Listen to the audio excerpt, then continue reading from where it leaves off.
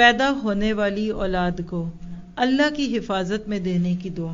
آج اس دعا کا سینیریو ڈیفرنٹ کر دیا آپ کے لیے کہ جب کبھی کوئی شوہر اپنی بیوی کے پاس آئے تو اس دعا کو اس نیت سے پڑھے کہ اللہ جو بچہ ہمارے نصیب میں ہو اس کو فتنوں سے اور گمراہیوں سے بچا اور وہ ہدایت پہ رہے.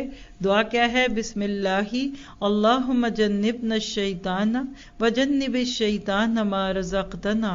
اللہ کے نام کے ساتھ اے اللہ ہمیں شیطان سے بچا اور شیطان کو اس سے دور رکھ جو تو ہمیں عطا فرما. بخاری کی روایت ہے 141. یہاں ایک سوچ کا نقطہ دے کر جاؤں گی. کیا ہم شادی شدہ جوڑے اس دعا کا اہتمام کرتے ہیں؟ تو پھر اولادوں کے بگاڑ کا کیا گلہ؟ جب ہمیں اللہ یاد نہ رہے اپنے ذاتی معاملات میں اور حدوں سے گزرنے لگے اور جائز تعلق کو ناجائز طور طریقوں سے اختیار کرے تو پھر اولادیں تو بگڑیں گی، اور اللہ بگڑی ہوئی اولادوں سے ہم سب کو بچا کے رکھے. آگے چلتے ہیں.